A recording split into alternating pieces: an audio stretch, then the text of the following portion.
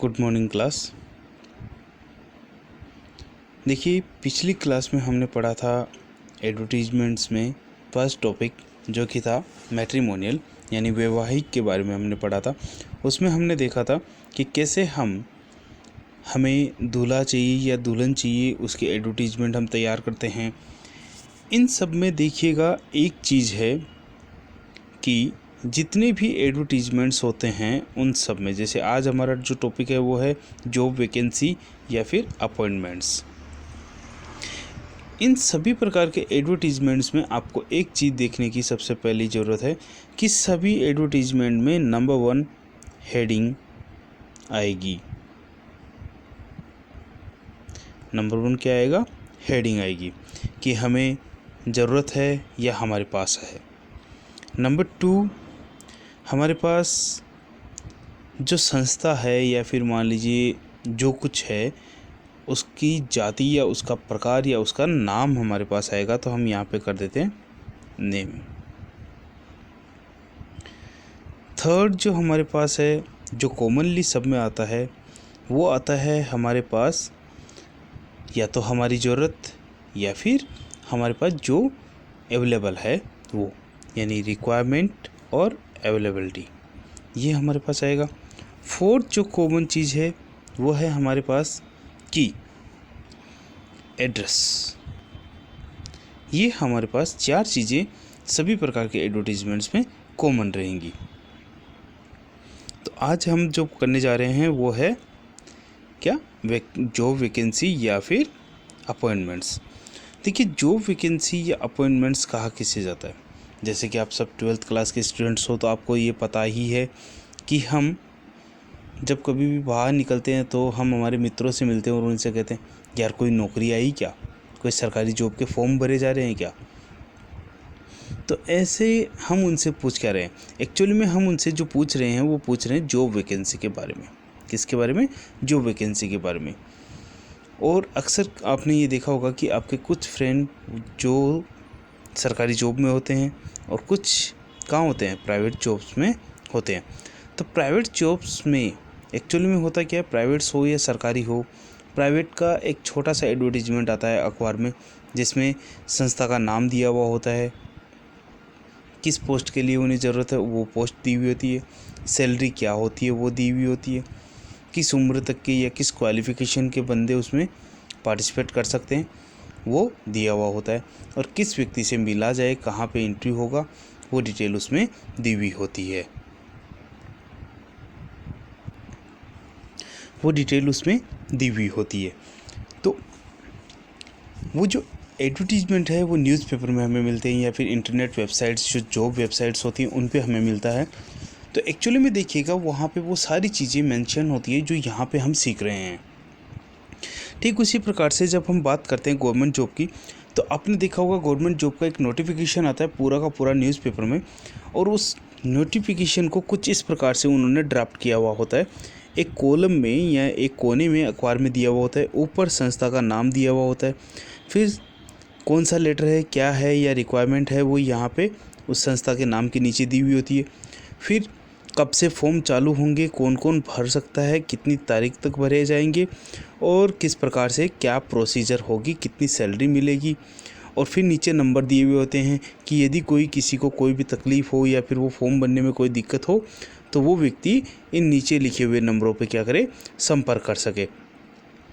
तो ये जो डिटेल्स दी हुई होती हैं सारी की सारी, यही जॉब नोटिफिकेशन या जॉब वैकेंसी के लिए एक एडवर्टीजमेंट होता है। अब देखिए, जॉब वैकेंसी या जॉब नोटिफिकेशन के लिए इनमें जो ज़रूरी चीज़ें हैं वो क्या क्या हैं वो हम अब देखते हैं हमारी अगली स्लाइड में। देखिए, जॉब एडवर्टीजमेंट या फिर जॉब वैकेंसी एडवर्टीजमेंट बनाने के लिए निम्नलिखित तथ्यों का हमें ज्ञान होना आवश्यक है। सबसे पहली चीज़ जो मैंने आपको बताई थी वो क्या है वो देखते जाइए। सबसे पहली चीज़ है हेडिंग। हेडिंग का मतलब कि हमारे पास है, हमें ज़रूरत है, क्या है वो चीज़ हमें लिखनी होती है। जैसे मान लीजिए कि यदि हमें किसी की ज़रूरत होती है तो हम लिखेंगे वहाँ पे वैकेंसी या फिर वैकेंट, या जैसे कोई टीचर है, उनकी सरकारी जॉब लग गई हो, मान लीजिए प्राइवेट स्कूल है, सरकारी टीचर की उनके टीचर की जॉब लग गई हो, तो वहाँ पे वो या तो लिखेंगे एड हॉक, क्या लिखेंगे, एड हॉक, या तो वो हेडिंग में लिखेंगे एड हॉक वैकेंसी, या फिर वो क्या लिखेंगे, सिचुएशनल वैकेंट, क्या लिखेंगे, सिचुएशनल वैकेंट, यानी परिस्थितिवश ये पोस्ट खाली हो गई है, वो चीज़ वो लिखेंगे। अब हेडिंग में उन्हें ज़रूरत है तो वो उन्होंने लिख दिया वैकेंट। अब मान लीजिए कि कोई व्यक्ति है जो बेरोज़गार घर पे बैठा है और उसे जॉब चाहिए, तो वो भी अपना एक एडवर्टीजमेंट बना सकता है। जैसे कि वो क्या कहे, उसमें हेडिंग में वो लिख सकता है कि एन इंजीनियर अवेलेबल, यानी इंजीनियर उपलब्ध है, या फिर मान लीजिए कि कोई टीचर है तो टीचर अवेलेबल। जैसे अक्सर आपने देखा होगा दीवारों पे या खंभों पे कुछ चिपके हुए होते हैं जहाँ पे लिखा होता है tuition available, tutor available, home tutor available, तो वो ही एडवर्टीजमेंट हम यहाँ पे बना रहे हैं। तो हमें सबसे पहले तो हेडिंग लिखनी होती है। हेडिंग में जैसे हमें ज़रूरत है या हमें चाहिए या क्या है, वो हमें हेडिंग लिखनी होती है। सेकंड, हमें क्या चाहिए, हमें टीचर चाहिए, क्लर्क चाहिए, या फिर मान लीजिए रिसेप्शनिस्ट चाहिए, या फिर प्रिंसिपल चाहिए, पियोन चाहिए, सफाई वाला चाहिए, क्या चाहिए, हमें स्वीपर चाहिए, क्या चाहिए, या ड्राइवर चाहिए, वो हमें लिखना होता है। अब मान लीजिए कि ये तो थी स्कूल की बात। यदि कोई कंपनी हो, मान लीजिए एक बैंक है, उस बैंक को उन्हें किसी स्टाफ की ज़रूरत है, तो बैंक क्या करेगी, सबसे पहले तो हेडिंग में अपना उनका संस्था का नाम आ जाएगा, फिर उसके बाद वो लिख देंगे सिचुएशनल वैकेंट, या फिर जो भी है वो पोस्ट लिख देंगे, जैसे कैशियर रिक्वायर्ड, या फिर वैकेंसी फॉर कैशियर। फिर अब उन्होंने हेडिंग लिख दिया ना, क्या चाहिए, कैशियर चाहिए, या फिर मैनेजर चाहिए, या फिर मान लीजिए कि सेल्स एग्जीक्यूटिव चाहिए, या फिर रिसेप्शनिस्ट चाहिए, कौन चाहिए, फ्रंट डेस्क ऑफिसर चाहिए, क्या चाहिए, वो उन्होंने लिख दिया। फिर अगली लाइन में वो लिखेंगे विथ व्हाट क्वालिफिकेशन, यानी उन्हें क्या क्या योग्यताएं चाहिए। अब ये योग्यताएं क्या हो सकती है, जैसे पहला हो सकता है कि उस व्यक्ति की उम्र क्या हो, जैसे 18 से या 21 साल से 25 साल के बीच का, या फिर जैसे हमारी गवर्नमेंट जॉब में क्या है, गवर्नमेंट जॉब का कोई भी फॉर्म भरता है तो उसकी मिनिमम एज 21 साल होनी चाहिए और मैक्सिमम एज उसकी 40 साल होनी चाहिए। 21 से लेकर 40 तक का कोई भी भर सकता है। फिर ऐसा ही प्राइवेट सेक्टर में होता है, तो एज, सबसे पहले एज आ जाएगी। फिर सेक्स का मतलब यहाँ पे है कि महिला चाहिए या पुरुष चाहिए, या फिर कोई भी चलेगा वो। फिर अगला है हमारे पास एजुकेशन। एजुकेशन का मतलब है कि किस क्वालिफ़िकेशन का चाहिए। अब जैसे मान लीजिए सफाई कर्मचारी है तो 5वीं पास भी चलेगा, अनपढ़ भी चलेगा। ड्राइवर है तो कम से कम 10वीं पास होना चाहिए, ड्राइवर्स का लाइसेंस होना चाहिए उसके पास। क्लर्क है तो क्लर्क के पास कंप्यूटर ऑपरेटर का सर्टिफिकेट होना चाहिए, कंप्यूटर कोर्स का, साथ में उसे जॉब का नॉलेज होना चाहिए। फिर हॉबी, एक्सपीरियंस और सेंस ऑफ डेडिकेशन, यानी उसकी भावनाएं कैसी है, समर्पण की भावनाएं संस्था के प्रति कैसी है, वो चीज़ें वहाँ पे रिक्वायरमेंट में हम लिख सकते हैं। फिर आता है एम्प्लॉयर्स अट्रैक्शन। देखिए एम्प्लॉयर्स अट्रैक्शन यानी एम्प्लॉय की तरफ से क्या दिया जाएगा, तो एम्प्लॉय की तरफ से जैसे सैलरी दे दी जाएगी, एम्प्लॉय की तरफ से जैसे पीएफ दे दिया जाएगा, एम्प्लॉय की तरफ से जैसे छुट्टियाँ मिलेगी, एलटीए मिलेगा, एलटीए का मतलब लीव ट्रेवल अलाउंस हो जाता है, एचआरए मिलेगा यानी हाउस रेंट अलाउंस मिल सकता है। तो ये सब डीए, एचआरए सब मिला के उसकी सैलरी डिसाइड हो जाती है। तो ये जब टोटल मिलते हैं तो टोटल सभी चीज़ों को हम कहते हैं सीटीसी, यानी कॉस्ट टू कंपनी को कितना खर्चा हो रहा है वो सारा काउंट होता है। अब जैसे मान लीजिए कि अक्सर हम पूछते हैं बच्चों से या अपने मित्रों से कि भाई आपको कितना पैकेज मिल रहा है, तो कोई कहता है मेरे को 4.6 का पैकेज मिल रहा है। 4.6 का मतलब है 4 4,60,000 रुपये सालाना उसे सैलरी मिलती है। अब इस 4,60,000 में उसकी जो सैलरी है एक्चुअली में, तो आप इसमें देखिए, अगर मान लीजिए 4.8 है, 4,80,000 है, तो आप इसमें 12 का भाग देंगे और 12 का भाग देते ही आपके पास महीने के आ जाएंगे उसके 12 चौक 48, तो यानी 40,000 रुपये महीना। लेकिन जब वो आप उससे कहते हो कि हाथ में कितने आ रहे हैं, तो वो आपसे ये पता है क्या कहेगा, वो आपसे ये की बात कहेगा कि हाथ में तो मेरे लगभग 30 या 32,000 रुपये आ रहे हैं। अब बाकी के 8,000 कहाँ जा रहे हैं, तो बाकी के 8,000 उसके भी कट रहे हैं और 8,000 रुपये कंपनी की तरफ से भी कट रहे होते हैं, ताकि उस व्यक्ति के जब रिटायर हो या फिर जब मान लीजिए कि कहीं जा रहा हो, छोड़ रहा हो, तो उसके पास वो पैसा इकट्ठा रहे। तो ये 40,000 रुपये तो उसकी CTC हो गई, 40,000 रुपये क्या हो गई, उसकी CTC हो गई। लेकिन एक उसकी जो पे है, पे स्केल उसकी हो जाएगी अलग, वो ही मायने रखता है। अब एम्प्लॉयर अट्रैक्शन में हम जैसे क्या क्या दे सकते हैं कि अक्सर आपने देखा होगा जो लोग हमारे यहाँ से विदेशों में रहते हैं उन्हें सैलरी के साथ रहना खाना मिलता है, आने जाने की टिकटें मिलती है, तो वही बात एम्प्लॉयर का अट्रैक्शन होता है। तो यहाँ पे भी वही चीज़ है कि एम्प्लॉयर की तरफ से आपको सैलरी मिलेगी। अकोमोडेशन का मतलब होता है आवास, रहने का, मेडिकल फैसिलिटी यानी इंश्योरेंस वगैरह मिलेगी, साथ में उन्हें जॉब सिक्योरिटी यानी नौकरी से नहीं निकाला जाएगा, वो चीज़ें उन्हें मिलेगी। नेक्स्ट है date of, last date of और टाइम ऑफ सेंडिंग एप्लीकेशन, यानी हमें क्या क्या तारीख का ध्यान रखना है, कब क्या करना है। जैसे आपने अक्सर देखा होगा नौकरी के जो एडवर्टीजमेंट्स आते हैं उनमें लिखा होता है कि इतनी तारीख को रात 11:59 तक आप ये कर सकते हो, तो वही टाइम और डेट हमें ध्यान में रखनी होती है। जैसे नौकरियों के लिए अक्सर प्राइवेट सेक्टर में ये कहा जाता है 7 दिन के अंदर अंदर रिप्लाई कीजिए, लेकिन सरकारी एग्ज़ाम जितने भी होते हैं उनमें महीने लग जाते हैं, साल भर लग जाते हैं, तो वो अलग अलग रूल और रेगुलेशंस के हिसाब से चलते होते हैं। फिर अगला हमारे पास जो टॉपिक है वो है कहाँ भेजने हैं, कहाँ भेजने हैं। वही चीज़ मेन होती है कि हमें कंपनी का पता, फ़ोन नंबर, ईमेल आईडी आदि हमें उसमें लिखना होता है। वही हमारे लिए उपयोगी साबित होता है कि भाई यदि मान लीजिए हमारे किसी में डॉक्यूमेंट में कोई दिक्कत हो रही हो या फिर कोई हम भेज नहीं पा रहे तो हम डायरेक्टली उनसे बातचीत कर पाएँ। आगे की स्लाइड में हम देखेंगे कुछ एग्जाम्पल्स। देखिए यहाँ पे हमने सीखा कि हम कैसे एडवर्टीजमेंट बना सकते हैं। अब आगे की एक्सरसाइज में देखिए, आगे की एक्सरसाइज ये है, यहाँ पे एक एडवर्टीजमेंट का सिर्फ और सिर्फ एक एग्जाम्पल लिया है। जैसे यहाँ पे सिचुएशनल वैकेंट, सिचुएशनल का वैकेंट का मतलब परिस्थितिवश खाली।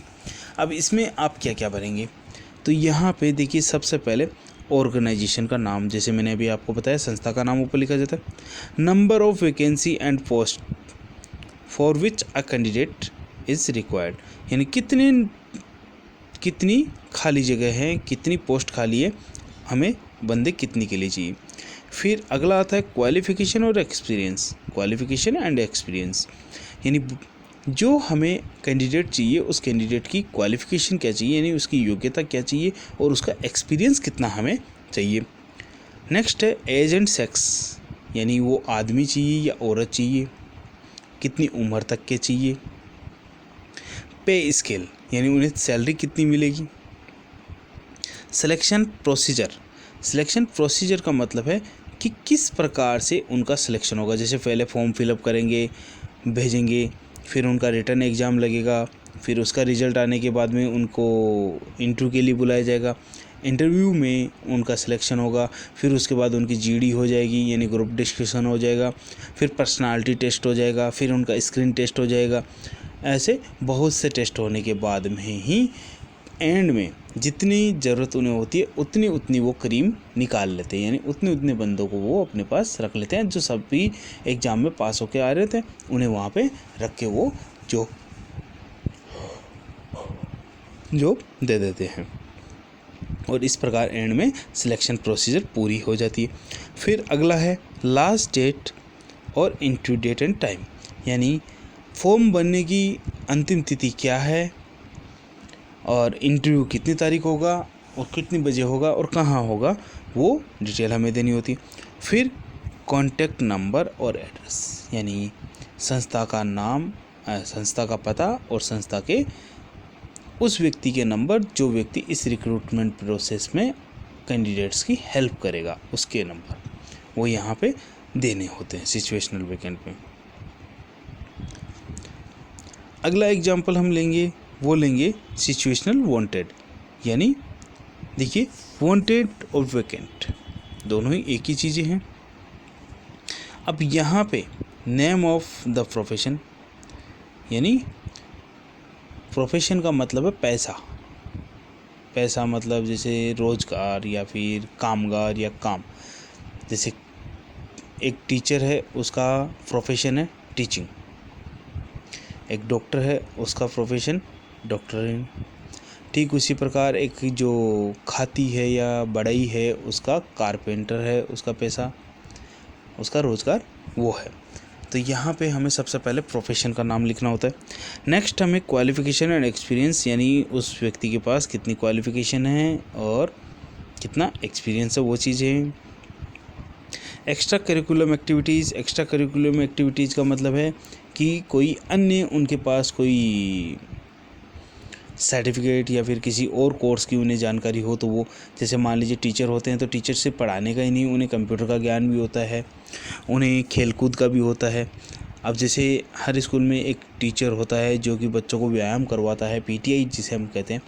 तो पीटीआई जी पढ़ाते भी हैं, स्कूल को मेंटेन भी करवाते हैं, रूल और रेगुलेशंस भी बनाते हैं। साथ में उनका मेन कार्य क्या होता है, वो होता है बच्चों को व्यायाम करवाना या बच्चों को खेलकूद, उनकी प्रतिभा को निखारना।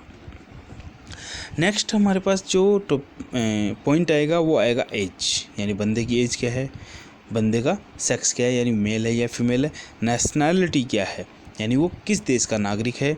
सैलरी एक्सपेक्टेड, यानी उसे कितनी सैलरी चाहिए, और उसके नंबर और उसका एड्रेस। देखिए ये चीज़ें हमें लिखनी होती है। अब इन दोनों पे हमें एग्जाम्पल्स देखने हैं, तो दोनों के एग्जाम्पल देख लेते हैं। अब यहाँ पे देखिए एक संस्था है, उस संस्था ने अपना एडवर्टीजमेंट ठीक उसी तरीके से बनाया है जैसे कि हमने ब्राइड ग्रूम वाला बनाया था। तो यहाँ पे वांटेड इन्होंने लिखा है, साथ में इन्होंने लिखा है 2 dedicated male teachers of physics and chemistry, comma लगा दिया, यानी उन्हें 2 पुरुष अध्यापक चाहिए फिजिक्स और केमिस्ट्री के, PG in respective subjects with BEd, यानी उनके पास क्वालिफिकेशन क्या होनी चाहिए, उनके पास बीएड होनी चाहिए और पोस्ट ग्रेजुएट होने चाहिए अपने सब्जेक्ट में। Minimum 2 years experience of teaching in a reputed school, यानी एक ख्याति प्राप्त स्कूल में उन्हें कम से कम 2 साल का टीचिंग का एक्सपीरियंस होना चाहिए। फिर एज लिखी इन्होंने, देखिए एज लेस देन 30, यानी 30 साल से छोटा होना चाहिए, 30 साल से बड़ा भी नहीं होना चाहिए। सैलरी नेगोशिएबल, यानी यदि कोई संस्था अपनी तनख्वाह नहीं बताती है तो वहाँ पे वो नेगोशिएबल कर देते हैं। नेगोशिएबल का मतलब कि आपस में बातचीत करके हम तय कर लेंगे कि आपको कितनी तनख्वाह हम दे सकते हैं या आप कितनी हमसे ले सकते हैं। अब नियोक्ता की तरफ से, यानी एम्प्लॉयर की तरफ से टीचर्स को क्या फैसिलिटी दी जाएगी, फ्री अकोमोडेशन, यानी रहने का मकान उन्हें फ्री में मिलेगा। अप्लाई विथ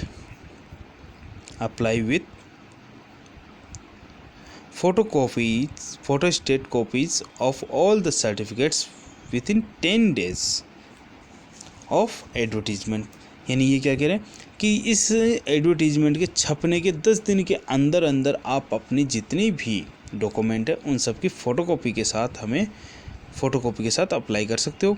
अप्लाई किसे करना है, हिमांशु पब्लिक स्कूल कांकरोली, और यहाँ पे इस हिमांशु पब्लिक स्कूल कांकरोली के फ़ोन नंबर भी दिए हुए हैं, यानी इस स्कूल में आपको रिप्लाई करना है। यानी ये कांकरोली की जो स्कूल है वो स्कूल टीचर्स उन्हें चाहिए और फिजिक्स और केमिस्ट्री में चाहिए, एज उनकी 30 साल से कम नहीं होनी चाहिए, सैलरी की बात कर लेंगे, अपने सब्जेक्ट में पीजी होनी चाहिए और 2 साल का किसी रेपुटेड स्कूल में पढ़ाने का एक्सपीरियंस होना चाहिए, बीएड साथ में होनी चाहिए और 10 दिन के अंदर अंदर एडवर्टीजमेंट का रिप्लाई उन्हें करना है। अब आगे देखते हैं। आगे हमारे पास एक क्वेश्चन है, इस क्वेश्चन का हमें आंसर भी करना है। तो पहले क्वेश्चन को समझ लें। Imagine you are the principal, यानी आपको क्या है, आप स्कूल के principal of government higher secondary school और नांदेड़, यानी आप नांदेड़ के government senior secondary higher secondary school के क्या हो, प्रिंसिपल हो, ये आपको मानना है। Sorry, the lecturer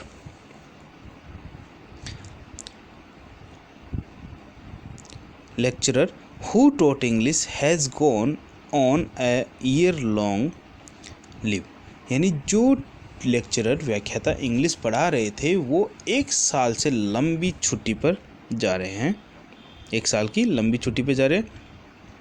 you want to appoint a guest faculty, यानी आप एक गेस्ट फैकल्टी को अपॉइंट करना चाहते हैं, आप वहाँ पे एक अपॉइंट करना चाहते हैं। कैंडिडेट क्या होना चाहिए, ही must be an MA in desired subject, यानी जिस सब्जेक्ट की उन्हें इच्छा है उस सब्जेक्ट में वो MA किया हुआ होना चाहिए, विथ BEd, यानी BEd होनी चाहिए।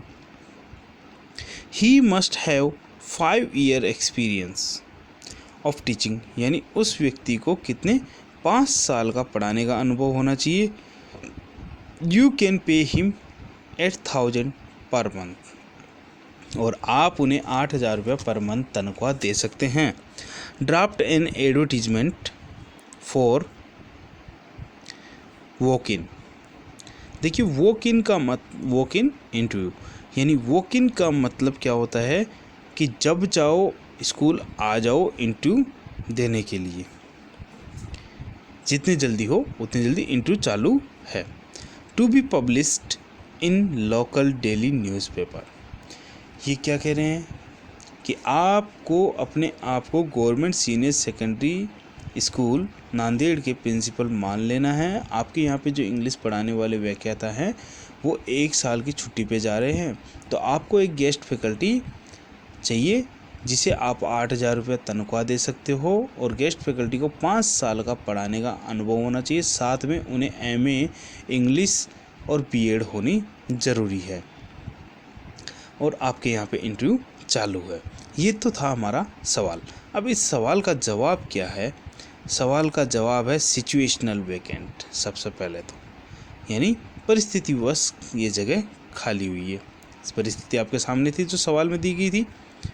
अब हेडिंग यहाँ पे स्कूल की तरफ से देखिए क्या होगा, स्कूल की तरफ से जो हेडिंग होगी वो होगी वॉक इन इंटरव्यू, यानी इंटरव्यू चालू है, जो आप अक्सर अखबार में देखते हो। ऑन 5 अगस्त 2020, यानी 5 अगस्त 2020 को आप यहाँ पे देखिए, सन कोई सी भी लगा सकते हैं, लेकिन सन ऐसा नहीं है कि आप 2020 में पढ़ रहे हो और 2019 की सन लगाओ, नहीं, 2021 की हो सकती है या 2020 की हो सकती है। और सिचुएशनल वैकेंट है तो वही रिसेंट जो हमारे पास रिसेंटली हमारे पास जो डेट चल रही है वही डेट हम लगाएं तो ज़्यादा बेटर होगा। वॉक इन इंटरव्यू, यानी 5 अगस्त को इनके यहाँ पे इंटरव्यू होंगे for guest faculty lecturer for 1 year in, यानी 1 साल के लिए आप रखेंगे in English with MA English BEd, यानी टीचर कैसा होना चाहिए, यानी इंग्लिश सब्जेक्ट का आपको टीचर चाहिए और वो इंग्लिश में MA होना चाहिए BEd के साथ, and minimum 5 years teaching experience, और उसे क्या होना चाहिए, 5 साल का पढ़ाने का एक्सपीरियंस होना चाहिए।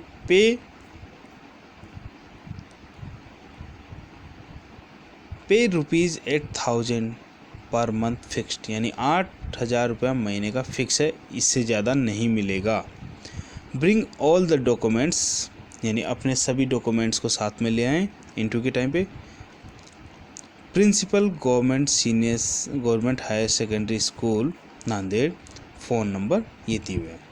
तो यहाँ पे जो देखने वाली बात है, देखिए इसमें वो बात ये है कि आपको सिर्फ करना क्या है, आपको सिर्फ हेडिंग लिखनी, situational vacant, walk in interview आपको दिया हुआ है, तारीख आपको लिखनी है वॉक इन इंटरव्यू की, साथ में गेस्ट फैकल्टी चाहिए, इंग्लिश की चाहिए, एमए इंग्लिश होना चाहिए, बीएड होनी चाहिए, 5 साल का एक्सपीरियंस होना चाहिए, 8,000 रुपये तनख्वाह दे सकते हो। डॉक्यूमेंटों की बात, प्रिंसिपल, ये सारी चीज़ें आपको क्वेश्चन में ही दी हुई होती है। तो इनमें घबराने वाली कोई बात नहीं है, ये 4 नंबर बड़े ही फ्री के होते हैं। बस हल्का सा समझने की देर है, समझते ही ये 4 नंबर आपके हो जाएंगे। अगला हमारे पास जो क्वेश्चन है वो क्वेश्चन ये है, you are an electrical engineer in need of a job, यानी आप क्या हैं, इलेक्ट्रिकल से इंजीनियरिंग किए हुए एक कैंडिडेट है और आपको जॉब चाहिए इन और अराउंड जोधपुर। आपको जॉब कहाँ चाहिए, आपको जॉब चाहिए जोधपुर या जोधपुर के आसपास। Right N advertisement for publication in a local newspaper, यानी आपको एक एडवर्टीजमेंट बनाना है जो कि लोकल न्यूज़पेपर में छपे।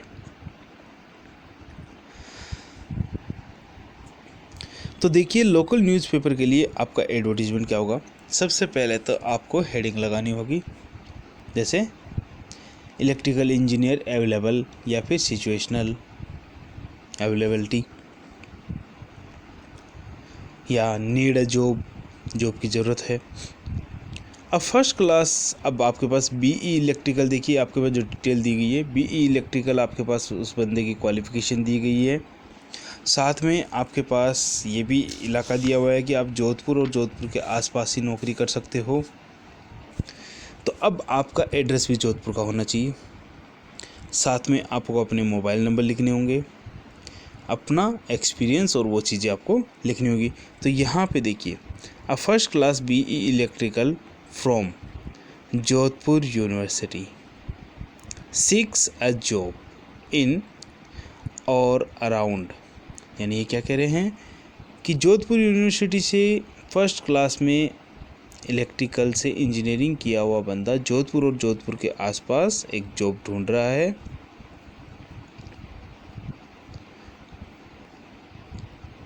Experience 5 years in a leading factory, यानी एक बहुत बड़ी फैक्ट्री में उनसे 5 साल का अनुभव है, कार्य का, इलेक्ट्रिकल का कार्य करने का 5 साल का अनुभव है। सैलरी नेगोशिएबल, यानी तनख्वाह की आपस में बैठकर बात कर सकते हैं।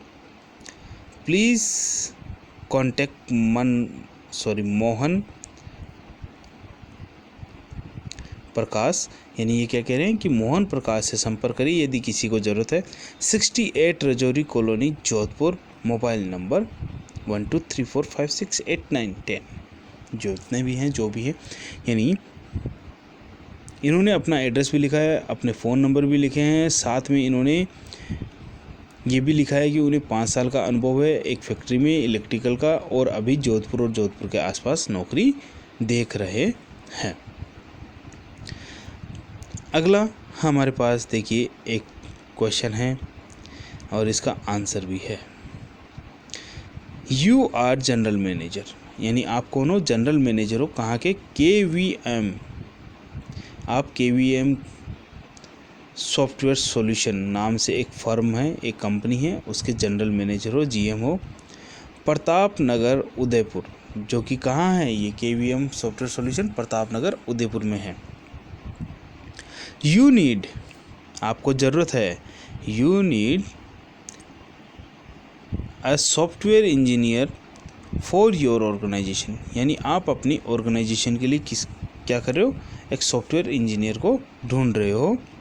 Draft an advertisement in not more than 50 words, यानी 50 शब्दों से ज़्यादा का एडवर्टीजमेंट नहीं होना चाहिए। सो गाइज़, यहाँ पर भी हमारे मैट्रिमोनियल की तरह यहाँ पर भी 50 वर्ड्स की लिमिट है। तो आप एक चीज़ ध्यान रखिएगा कि 50 वर्ड्स की जो लिमिट है वो लिमिट हमारे पास जितने भी एडवर्टीजमेंट है, यानी इस 4 नंबर के सेक्शन में जितने भी आएंगे उन सब के लिए 50 वर्ड्स की ही हमारे पास लिमिट होगी।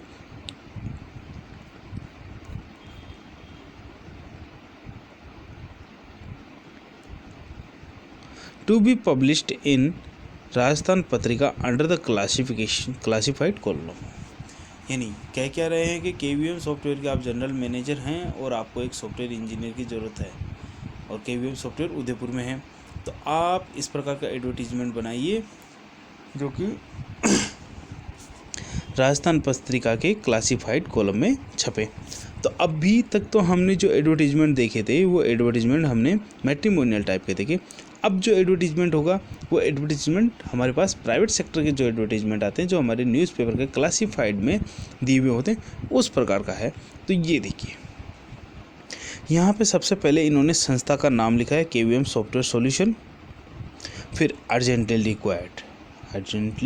रिक्वायर्स यानी उन्हें जल्दी ही ज़रूरत है किसकी, सॉफ्टवेयर इंजीनियर की। ये बात हमारे क्वेश्चन में दी गई थी। कैंडिडेट शुड बी, अब सॉफ्टवेयर हैं इंजीनियर तो इंजीनियर की BE BTech क्वालिफिकेशन है वो होनी जरूरी है।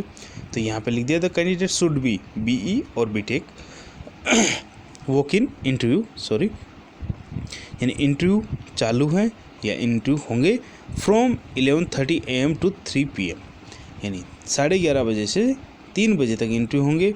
कौन लेगा इंटरव्यू या कहाँ होंगे, general manager KVM software solution Pratap Nagar Udaipur, salary 10,000 और नेगोशिएबल। यानी कह क्या रहे हैं कि general manager KVM software Pratap Nagar Udaipur के यहाँ पे वो सॉफ्टवेयर इंजीनियर का इंटरव्यू लेंगे।